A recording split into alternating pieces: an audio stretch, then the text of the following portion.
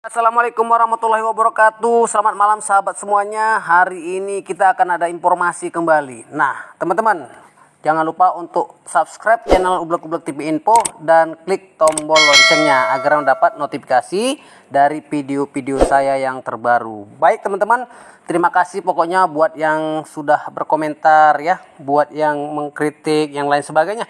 Itu adalah hal yang sangat luar biasa bagi Anda. Saya banyak-banyak terima kasih.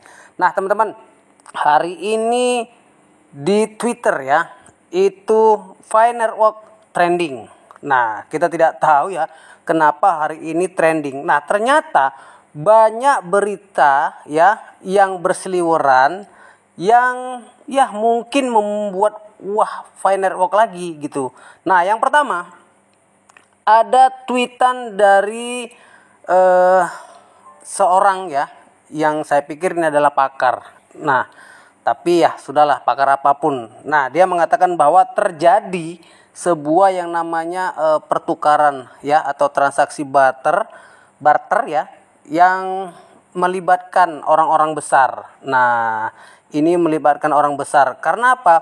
Nah, kemudian di dalamnya itu bahwa ya firework itu dengan Binance ya, firework itu dengan Nicolas Kokkalis, Justin Wu, Elon Musk dan lain sebagainya. Nah, ini benar atau tidak saya tidak tahu, tapi ini sangat viral sekali dan ini banyak balasan tweet dari orang-orang penggemar firework karena hashtag fireworknya sangat banyak ya dilihat dan diklik oleh para pioner. Nah, kemudian juga Cheng Daofan ya itu membuat tweetan bagaimana dia akan membuat perhitungan lah seperti itu apabila ada seorang pioner yang mengatakan bahwa bisnisnya adalah bisnis yang scam atau penipuan atau yang mungkin bisnisnya tidak baik. Nah, mereka berjuang selama 3 tahun untuk melakukan perbaikan-perbaikan di firework, tetapi banyak orang-orang yang nyinyir kalau bisnis ini scam. Nah, saya tidak tahu, tapi inilah yang terjadi pada saat ini. Nah, jadi teman-teman,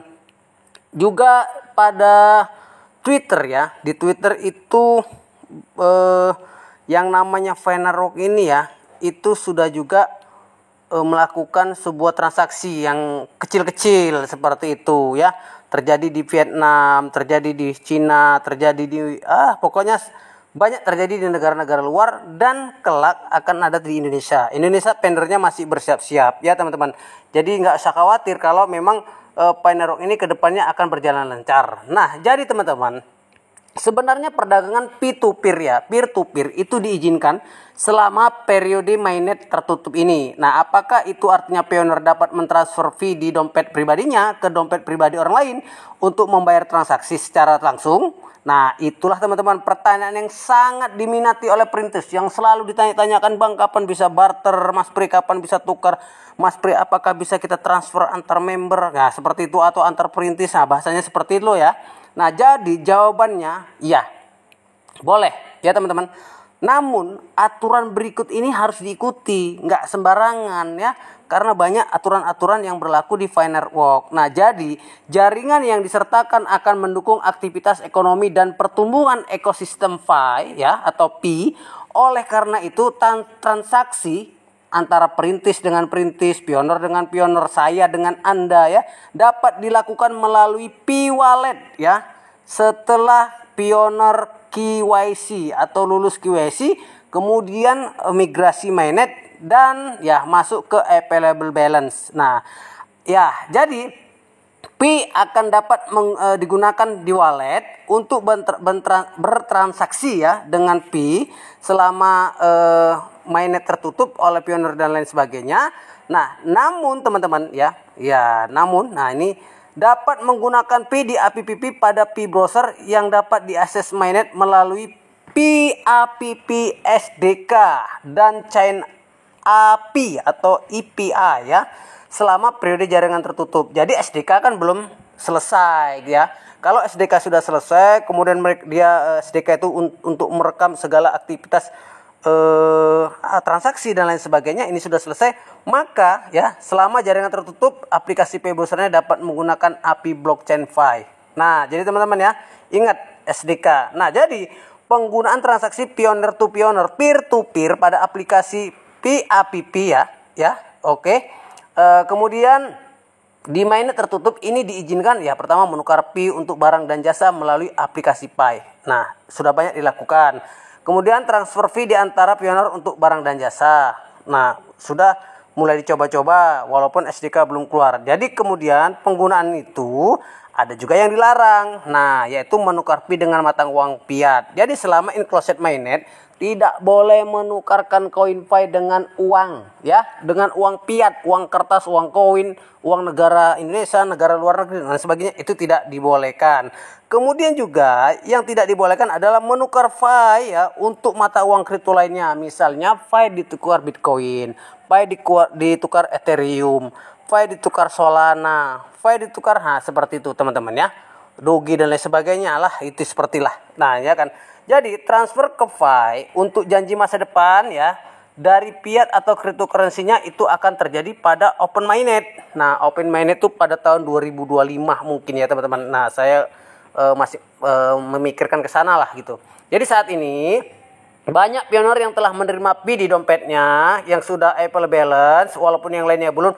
Maka ketika semuanya proyek ini sudah berhasil, maka pertukaran itu akan disamakan. Nah, hari ini kan masih 2 jutaan orang yang sudah lulus KYC. Kemudian available balance-nya itu mungkin belum banyak.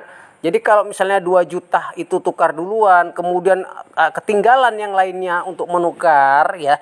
Ini disangsikan bahwa mereka merajuk ya, mereka merajuk karena tidak bersamaan untuk menukarkannya. Kemudian kalau mereka merajuk berarti proyek ini gagal ya. Nah, karena mereka sudah menambang koinnya tidak digunakan. Nah, makanya core team membuat supaya mereka juga tidak ketinggalan dalam proyek ini supaya mereka lulus KYC dan bisa menggunakan koinnya untuk bertransaksi. Nah, jadi ada banyak transaksi bertukar barang, jual beli dalam bentuk pengumpulan Pi umumnya dengan harga kontroversi yang murah. Ini benar-benar harga yang sangat luar biasa ya teman-teman. Nah, jadi dalam video pembicaraan Pi Today, Nicholas sendiri mengumumkan mainnet SDK akan dirilis ketika cukup banyak orang-orang yang bermigrasi mainnet. Ingat, seperti saya katakan tadi, kalau sudah banyak orang yang sudah migrasi mainnet, maka SDK akan dirilis ya, selesai dirilis lah seperti itu.